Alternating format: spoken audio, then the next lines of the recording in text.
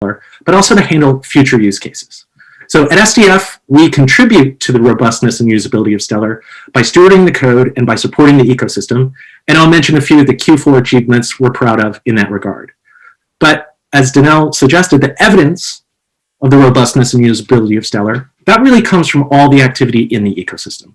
So one simple way to think about it, are people using Stellar? I'm really excited to be here with you all today because the metrics I'm about to share indicate that the answer to that question is a resounding yes.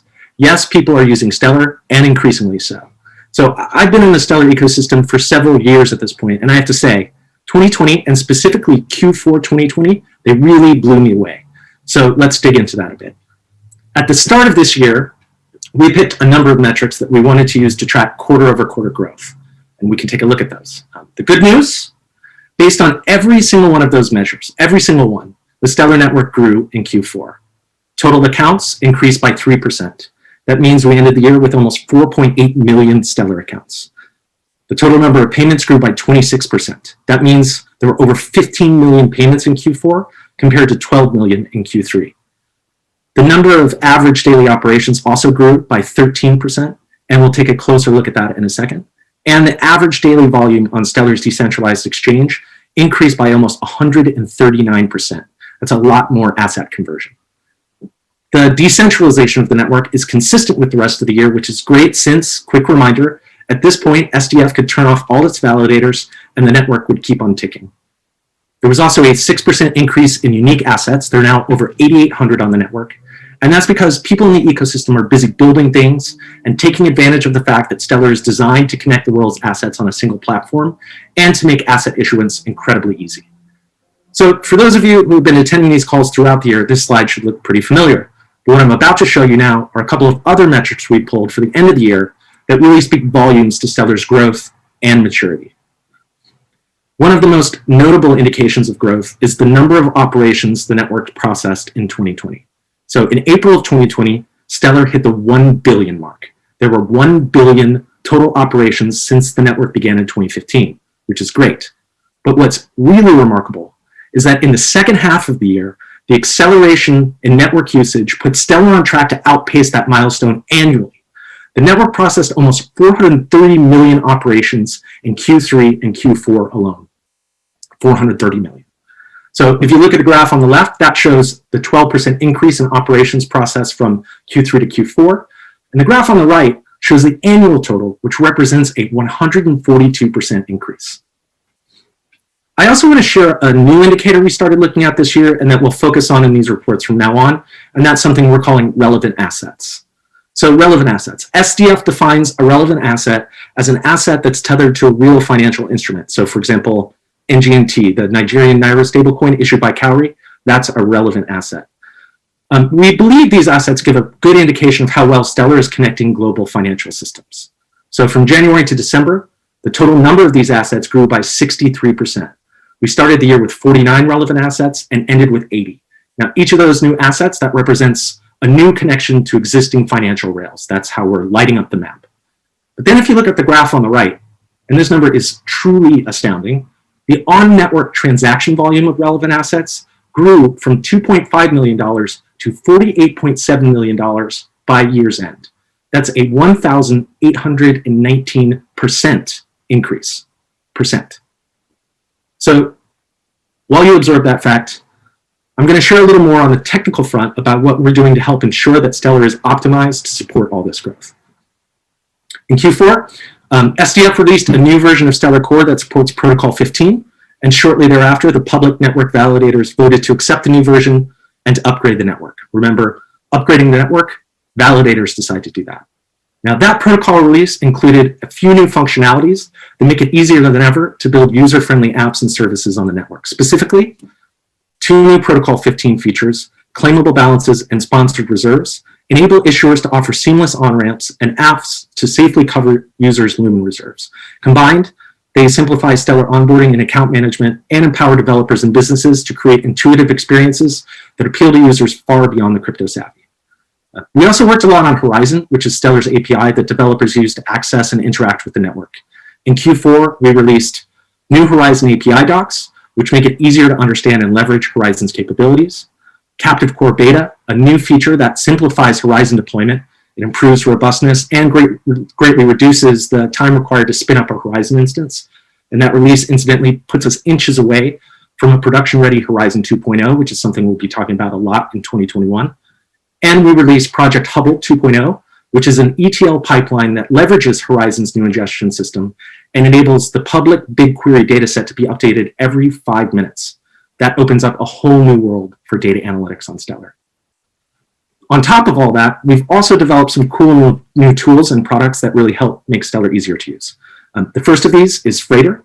It's kind of like a MetaMask for Stellar. It's a browser extension that makes it easier to sign Stellar transactions in web applications, and that makes key management simpler and more secure.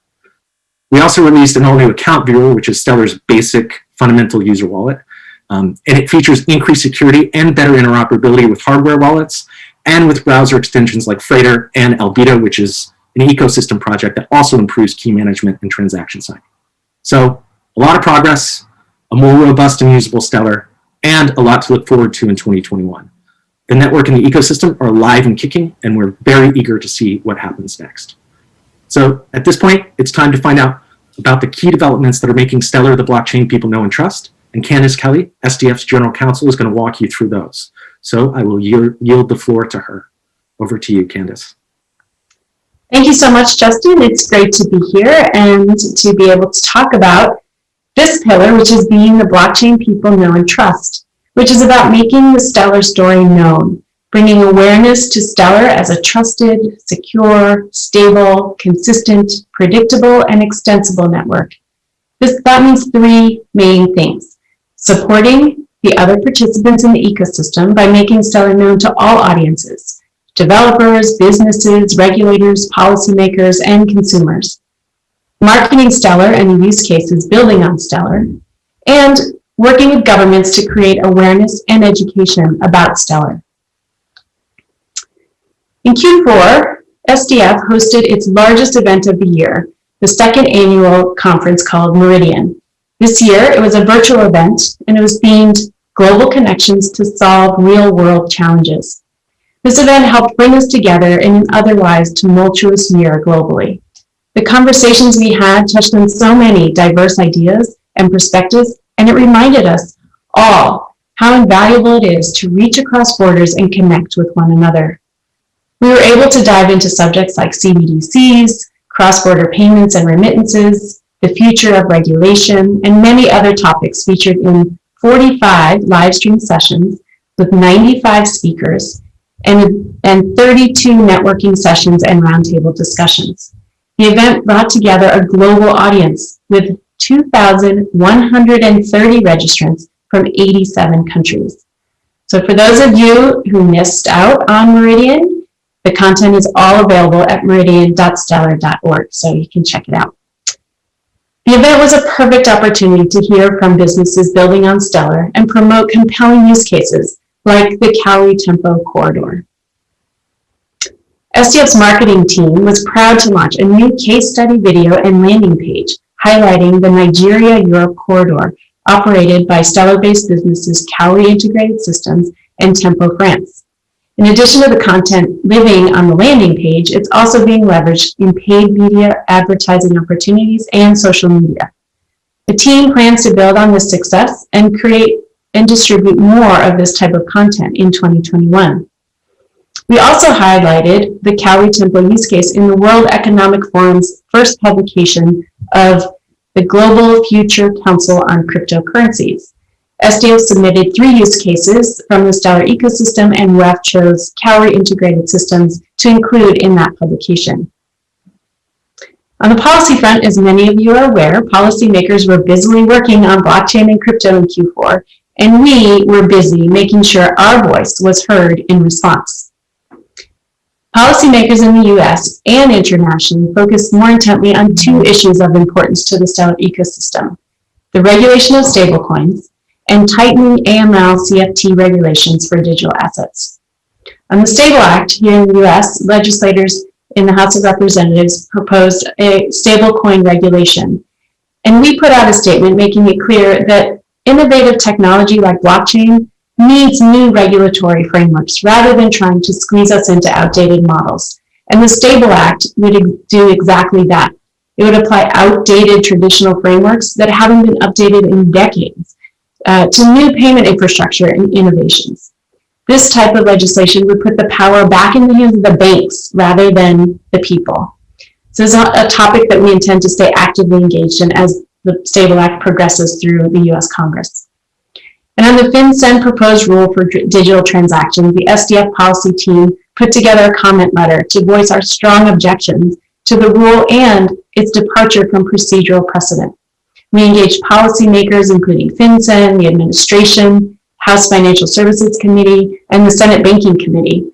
And we coordinated closely with the Blockchain Association and the Chamber of Digital Commerce in these efforts.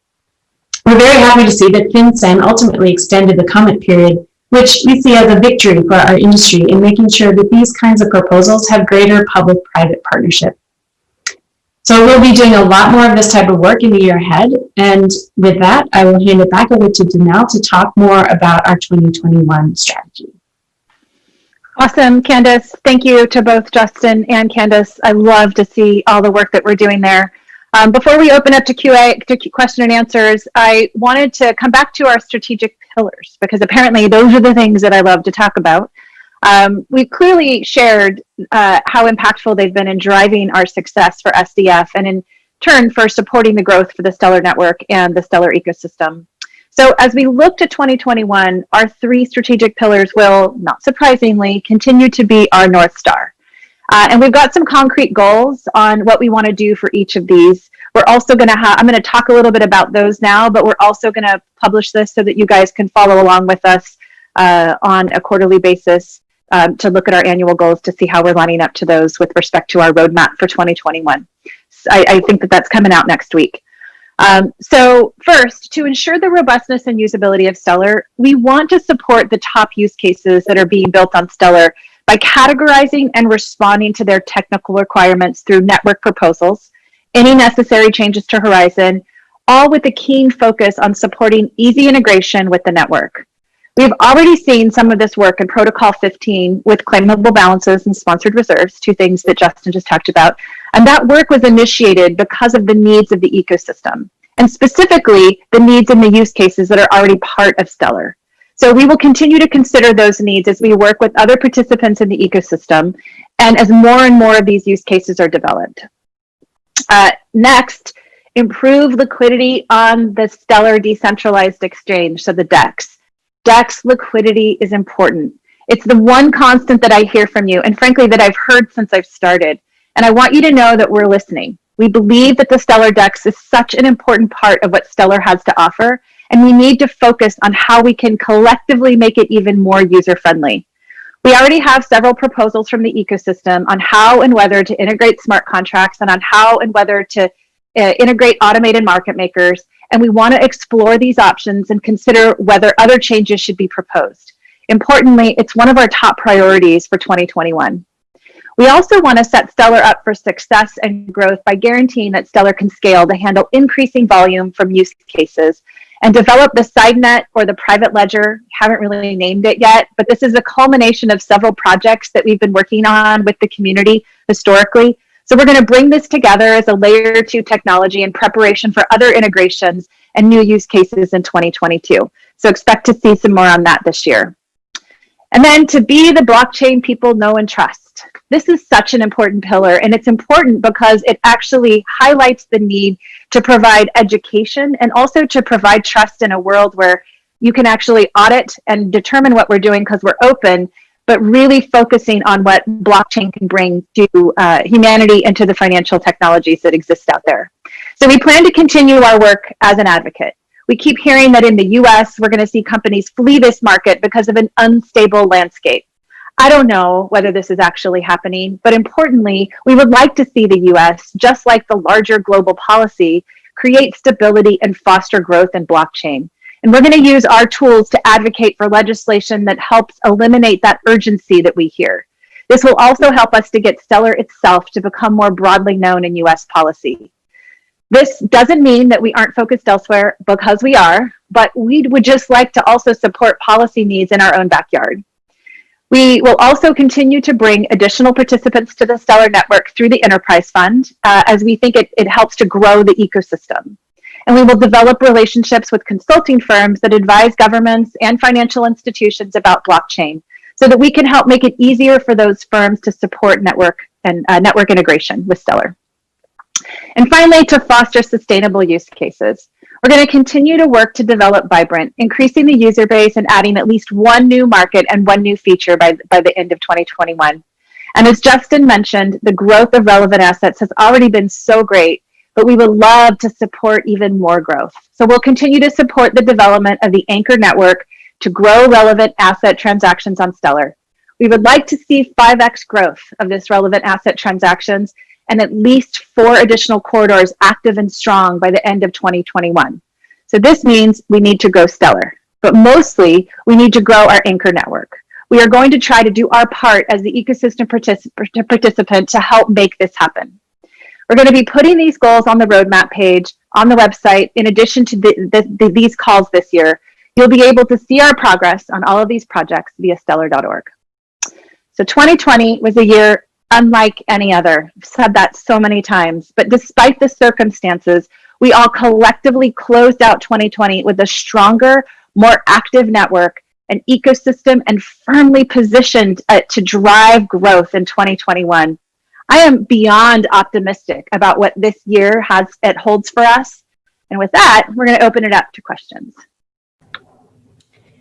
Thank you, Danelle and Candace and Justin. So it's time for questions. You can submit them in the toolbar. There's a Q&A box there. We already have a few coming in that we can jump into right off the bat. And one of them pertains to relevant assets specifically. So Danelle, Justin, maybe this is for you. One is, what do we consider relevant assets? Does Bitcoin, for example, count as a relevant asset? And then also, who else do we see as driving this relevant asset growth? Are there any specific examples you could provide?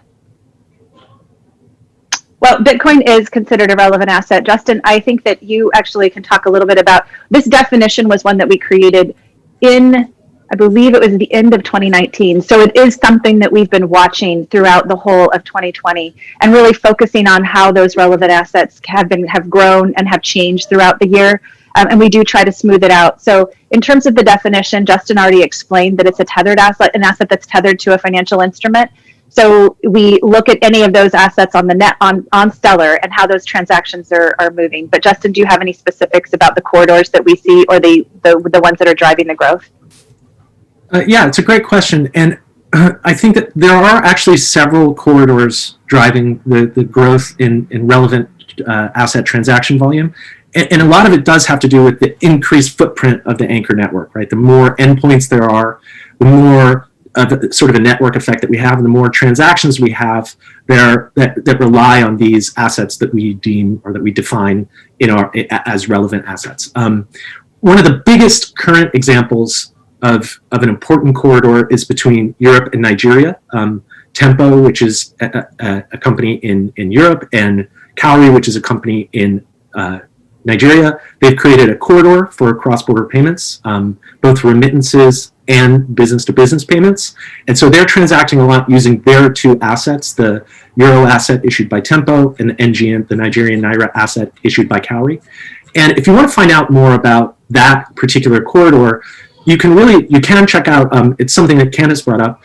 Our marketing team has put together a pretty in-depth explanation of how that corridor works, and actually a really good video where you can actually see the faces, the people who are driving those transactions, the businesses that they're building, the people behind them. And so I'd suggest, if you want to know more about how a very important corridor works, that's driving an increase in relevant transactions, check out that Cowrie Tempo use case video. Thanks, Justin. Kind of maybe related to that, there's a few questions coming in about anchors specifically, and their growth, and whether there are specific target markets we're looking at in that regard. So I think the way that you build network effects. Oh, there we go. Yeah, we couldn't hear you for a second. We got you back. Okay. The way that you build network effects is relying on what you have already in the ecosystem and determining what's going to help the growth of those anchors that exist in the ecosystem already. And so then you target like which corridors can you build on from there. So as I mentioned, we're focusing on for the Philippines, and we think that new development with respect to ParaHub is going to bring a lot of onto the network, a lot of transactions onto the network, a lot of volume onto the network, but also the opportunity to open up corridors between the Philippines and lots of other anchors that exist out there. So think about anchor growth as growing an anchor network so that you say, okay, Cowrie, is there another corridor that actually makes a lot of sense for you to start focusing on? So the maybe Nigeria US corridor, well, we actually have USDC coming out this quarter. So that's going to be a nice corridor for them to be able to open up to. We already have another USD anchor on the network, but this is a different anchor that they can provide different opportunities through. So, and then also same thing, we have a lot of anchors in Latin America. So in terms of our Argentinian anchors or the Mexican peso anchors, like how can we drive volume and what corridors make sense for them?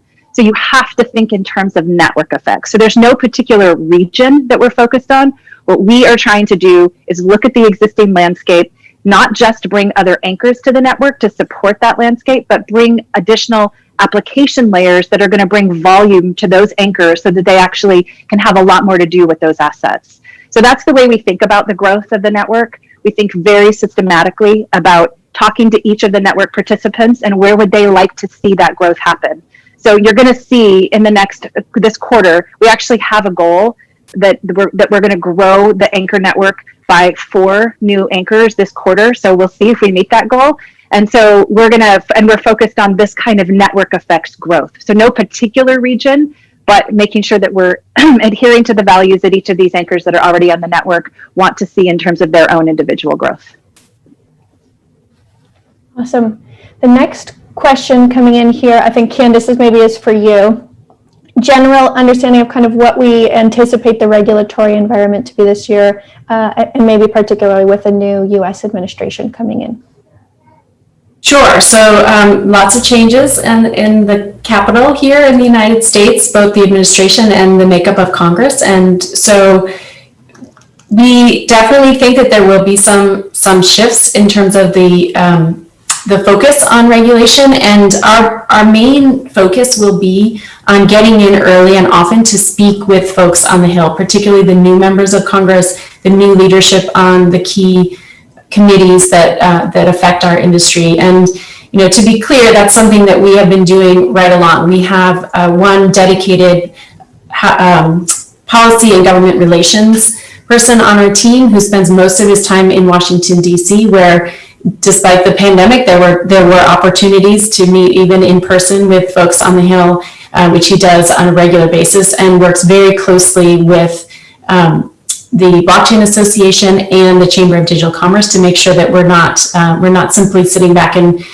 lobbing in comment letters, but we're really engaging. And I think that the key is going to be making sure that the folks who are really in decision-making places at this point have a good education and understanding. We've seen a few things coming out of just sort of sound bites about people's initial reactions or views of blockchain or cryptocurrency very broadly. So making sure we can get in front of folks and educate them. That's the most important thing, is both educating on the promise of blockchain technology and how it can be used in a safe and compliant manner, and being advocates for that. So we definitely plan to be very active, whether it's virtually on Zoom calls like this or in person when that's allowed in DC, both with the administration and with the new leadership in Congress. Awesome. Yeah, let's hope that sometime soon we'll all be in person together. Next question. A few people are asking for an update on USDC, obviously the much anticipated Stellar USDC. Danelle, do you have an update on that? Well, we're still on track for this quarter. I am the USDC, the Circle team is remarkable in terms of what their focus has been and on how driven they've been to make this happen. And I love working with Jeremy. I think he's a phenomenal leader of that organization, and we're just really excited to be able to bring this to the network. We're close. And I can't give you the details on the date, but we're very close, and it's something that we look forward to have happening because we think it's going to just drive a lot of opportunity for the existing anchors that we have on the network, and then applications and wallets and their ability to be able to integrate with Circle's APIs. So I am super excited about this and what this is going to bring for the network. We're close. It's exciting. Another kind of update question is about Vibrant. What, you mentioned it in your last kind of what we're looking at for 2021. Any other update there on what we can expect? Yeah, so Vibrant it's been such a great exploration for us. Vibrant has actually helped us to fine tune better ways to integrate with the network. So we've learned a lot from building Vibrant, and that was basically the intention. The intention was we want this wallet to be amazing. We want this product to be out there and deliver tons of value, first to Argentinians, but then also to other regions. So we want it to be uber successful.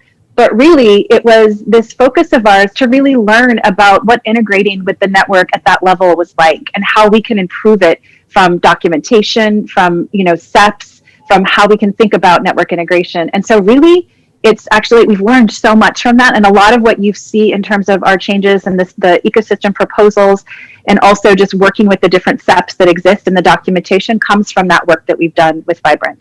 So we have Vibrant users. We actually get a lot of feedback from them. We're still working, and there's updates that are happening all the time with respect to the application itself. The team is working very, very hard at what we're calling like our big launch, which would be, we're targeting for Q2, the beginning of Q2. So I think that this is going to be exciting. And I think that, what we've learned with Vibrant has made the network better and has made integrating with the network easier. And that's part of what we're supposed to be doing here at SDF. So I feel like it's kind of a win-win. The application itself is a tool that's really, really useful for the ecosystem and for the current users. We have a growing ecosystem around just Vibrant. So it's really been fun to see. And we're hoping that also pushes through the network effects as well. Great. And maybe one more update question for you here, Danelle, is Abra. People are wondering what's happening with Abra. We invested; they were part of our enterprise investment fund last year. So what's happening there? Yeah. So I should start by saying that the foundational basis for us to invest in companies is the way that I think about it. There are two guardrails that we need to think through. The first is that it has to bring value to Stellar as the network. And also the second that is that it has to actually build on the ecosystem. So it has to improve what's out there in the ecosystem and allow for those network effects. So those are the two sort of guardrails that we enter into with every investment that we do. And so the question that you guys have is what's going on with Abra, because has Abra actually done the integrations with Stellar? And so I can't actually tell you their roadmap, although I know their roadmap because I spend a lot of time with Bill and the team at Abra to understand what they're doing. But their roadmap does include integration with the network, but I can't tell you when because Bill is very keen on they do not talk about their products before they launch. And so we'll wait for them to be able to share that with you. But I still am deeply, I believe that Abra is still within the guardrails of the investment, and that's what I think that you probably want to hear. You want to hear that they're still on track to be able to come to Stellar and to make Stellar even better than it is, and they are. Great. This next question here is for Justin. We had 2 protocol upgrades this year. Protocol 16 would be next. What can we expect there? One of my favorite things about the way that the Stellar protocol evolves is that so much happens in public. And so the great answer that I can give you to that question is also, I can sort of tell you how to always know what's going on with the protocol. The first thing that you can do is watch the open protocol discussions. And the second thing that you can do is go to the GitHub repo where all of the core advancement proposals, which are basically proposed changes to the protocol, are discussed. They're proposed and then discussed, and they're discussed on an email thread, a Stellar Dev Google group. So if you join those places, you'll always sort of be able to see what's going on with ideas about new proposed changes to the protocol, and you can participate. Like, you can share your ideas, you can get in there and help come up with better ways to implement things or make suggestions of your own. So that's sort of how you can always know what's going to what's on deck for the protocol.